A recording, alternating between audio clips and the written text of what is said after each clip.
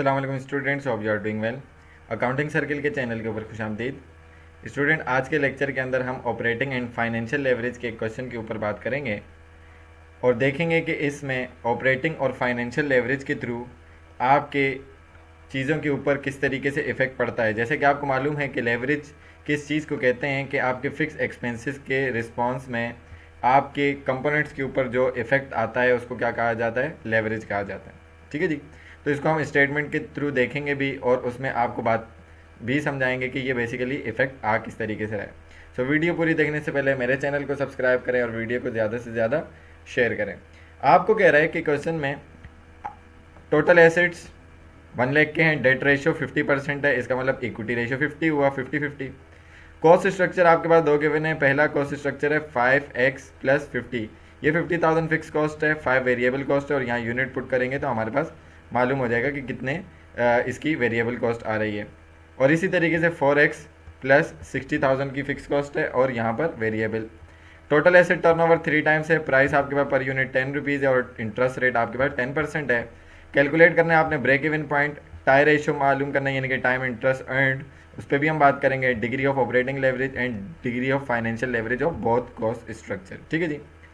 तो सॉल्यूशन में अब आपको पता है कि टोटल एसेट जो है वो 1 लाख है, डेट रेशियो उसने कहा 50 तो 50,000, तो इक्विटी भी आपके पास 50 आ जाएगी, 50-50 1 लाख हो गया। ठीक हो गया।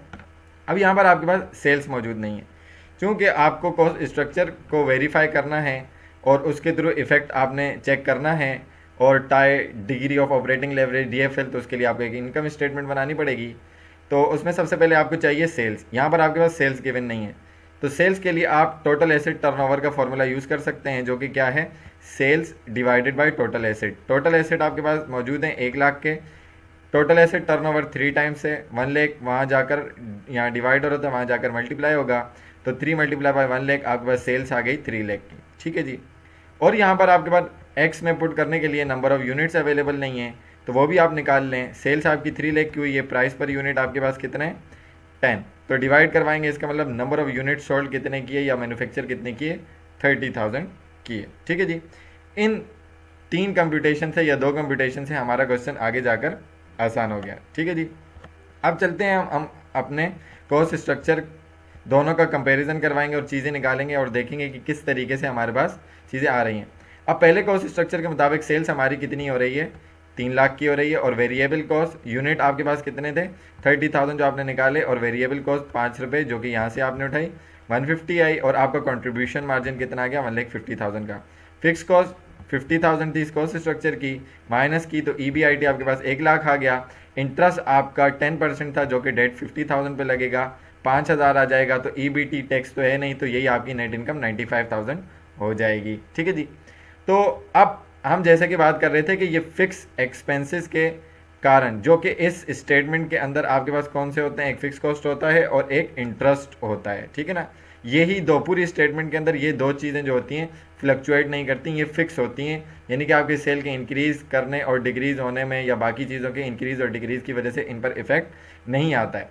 तो जब आप ब्रेक इवन पॉइंट कैलकुलेट करेंगे तो ब्रेक इवन पॉइंट या क्वांटिटी निकालने का फॉर्मूला क्या है, fix cost divided by price minus variable cost. तो प्राइस आपके पास 10 थी, वेरिएबल कॉस्ट 5 थी और फिक्स कॉस्ट आपके पास 50,000 थी, तो आपके पास ब्रेक इवन यूनिट्स कितने आ गए, 10,000।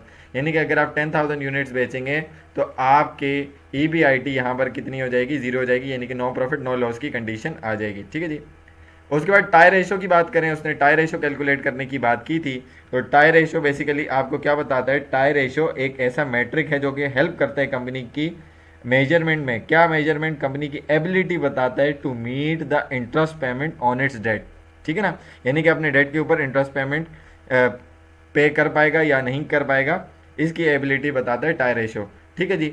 इसका फॉर्मूला होता है EBIT bye interest amount. EBIT आपके पास 1 लाख की थी और आपके पास इंटरेस्ट 5,000 का था, इसका मतलब tie ratio time interest earn जो है वो 20 टाइम्स है इनका। ठीक है जी। उसके बाद आपके पास है degree of operating leverage. Degree of operating leverage आपको क्या बताता है, या एक ऐसा मेजर है कि वो आपको बताएगा कि ऑपरेटिंग इनकम जो कंपनी की है वो कितनी चेंज हो रही है in response to change in sales. ठीक है जी। तो आपका कंपनीज का बड़ा जो प्रोपोर्शन फिक्स कॉस्ट और वेरिएबल कॉस्ट का होता है वो कितना चेंज हो रहा है। Higher level of operating leverage जो होगी तो उसमें आपका ज़्यादा इफेक्ट आएगा। ठीक है जी। अब डिग्री ऑफ ऑपरेटिंग लेवरेज का फॉर्मूला क्या है? Contribution margin divided by EBIT. Contribution margin 150 था, आपके पास कितना आया? 1 लाख। ईबीआईटी आया, तो ये आंसर आ गया 1.5 टाइम्स। 1.5 टाइम्स क्या इंडिकेट कर रहे हैं कि आपके पास, क्योंकि सेल्स, वेरिएबल कॉस्ट और कंट्रीब्यूशन मार्जिन ये तीनों वेरिएबल हैं, इनमें अगर 1% का भी चेंज आएगा तो आपके नेट प्रॉफिट पर 1.5% का चेंज आएगा। इसी तरीके से अगर इसके ऊपर 2% का चेंज आएगा तो आपके नेट प्रॉफिट के अंदर डबल चेंज आएगा। ठीक है जी। इसी तरीके से डीएफएल, जो कि नेट इनकम या प्रॉफिट आफ्टर टैक्स आप कह लें, ये बाद में जाकर ईपीएस बनता है, और इसी के लिए आप फाइनेंशियल लेवरेज या degree of financial leverage calculate करते हो और उस पर देखते हो कि कंपनी के इस पर कितना, ईपीएस पर कितना इफेक्ट आ रहा है, जिसका फॉर्मूला क्या है? EBIT by net income. और ईबीआईटी 1 लाख की थी, नेट इनकम 95 आई, तो आपके पास क्या आ गया? 1.05 टाइम्स के। इस नीचे के इन कंपोनेंट्स में जितना चेंज आएगा इतना ही आपकी ईपीएस, अर्निंग पर शेयर के ऊपर जो है इफेक्ट आएगा।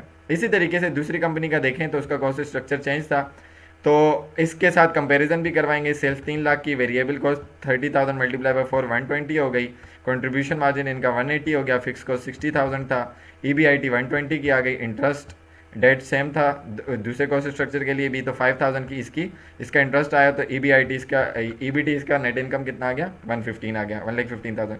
ब्रेक इवन पॉइंट निकालें तो fix cost divided by price minus variable cost, तो इसका ब्रेक इवन पॉइंट कितना आ गया? 10 माइनस 4 6, और डिवाइड किया 60,000 से तो 10,000 यूनिट, यानी कि दोनों कॉस्ट स्ट्रक्चर का ब्रेक इवन पॉइंट तो इक्वल है। टाई रेशो की बात करें तो इसका ईबीआईटी 1,20,000 और इंटरेस्ट 5,000 आया था, और टाई रेशो इसका कितना आ गया? 24 टाइम्स, यानी कि इस वाले कॉस्ट स्ट्रक्चर का जिसमें डेट फिक्स कॉस्ट ज़्यादा है, इसमें आपकी इंटरेस्ट, कंपनी की इंटरेस्ट पे करने की एबिलिटी ज़्यादा स्ट्रॉन्ग है। डिग्री ऑफ ऑपरेटिंग लेवरेज की बात करें तो contribution margin divided by EBIT 180 divided by 120, तो ये 1.5 टाइम्स है, जो कि पहले वाले कॉस्ट स्ट्रक्चर के बराबर है। और अगर डिग्री ऑफ फाइनेंशियल लेवरेज की बात करें तो EBIT by net income 120 divided by 115, तो ये आ जाएगा 1.04 टाइम, जो कि उसके थोड़ा सा करीब है लेकिन उससे थोड़ा सा हल्का है। तो इसका मतलब क्या हुआ कि तकरीबन दोनों कॉस्ट स्ट्रक्चर इक्वल हैं, लेकिन डिग्री ऑफ फाइनेंशियल लेवरेज और टाई के मामले में पहला कॉस्ट स्ट्रक्चर ज़्यादा बेहतर है, और टाई रेशो के हिसाब से दूसरा कॉस्ट स्ट्रक्चर ज़्यादा बेहतर है। सो आई होप कि ये क्वेश्चन आपको अच्छे तरीके से समझ में आ गया होगा। अगर इसके अंदर कोई चीज़ आपको समझ में नहीं आती तो आप कमेंट सेक्शन में क्वेश्चन करके पूछ सकते हैं।